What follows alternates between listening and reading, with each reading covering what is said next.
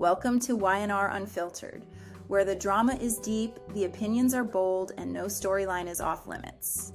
Hey y'all, welcome back. Grab your Kool-Aid, your snacks, and your pearls to clutch because the young and the restless brought the heat today, and baby, we have a lot to discuss. Let's dive into the March 27th, 2025 episode where Phyllis loses her zen, Adam and Chelsea reunite, and Traci wonders if she's engaged to a literal doppelganger. Yes, doppelgangers, shady text messages, and snack thieves. This episode had everything. Snack bandits and parental PDA, Adam and Chelsea edition.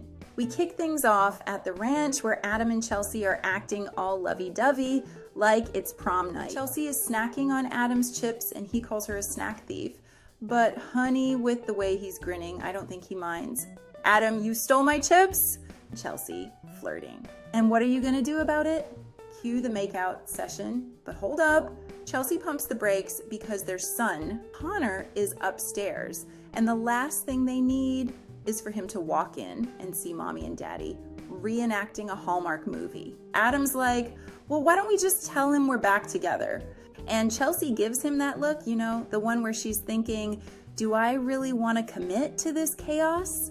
Spoiler alert, she does. Connor's reaction, are we getting a dog? So they sit Connor down and he's looking all kinds of uncomfortable, like, what now? Are we moving to another ranch? Are you pregnant? Did dad start wearing turtlenecks again?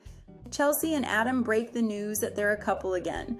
And instead of flipping out, Connor deadpans, are we getting a dog? Sir, read the room. But once he realizes his parents are serious, he's actually thrilled. He's hugging them, asking if they're getting married, and just beaming with happiness.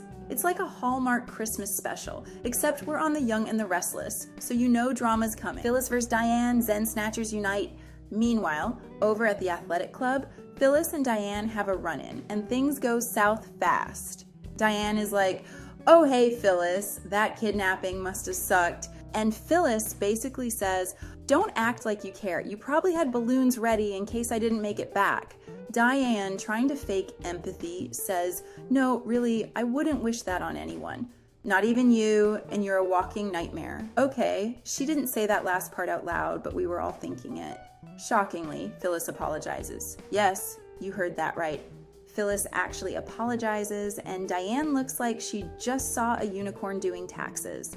But before we can celebrate this truce, Diane makes a snarky comment that sets Phyllis off. A Phyllis meltdown incoming.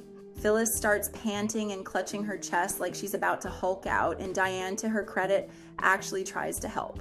But Phyllis is like, Diane, please go away. Diane bumps into Billy and is like, you might want to check on Phyllis. She's about 3 seconds away from turning into a banshee. Billy finds Phyllis hyperventilating and takes her outside to get some air. She vents about Diane sucking the zen out of her day, and Billy just nods like, yep, that's what she does. Phyllis, still spiraling, says she feels weak, and Billy reassures her that she's one of the strongest people he knows. Aww.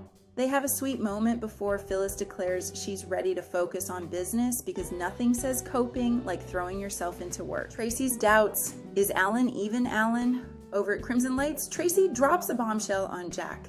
She's not sure if her fiance Alan is who he says he is. Jack is like, come again. And Traci explains that Alan's been acting shady ever since he got some weird text messages.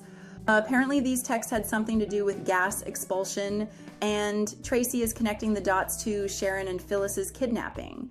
Jack looks stunned, and honestly, same.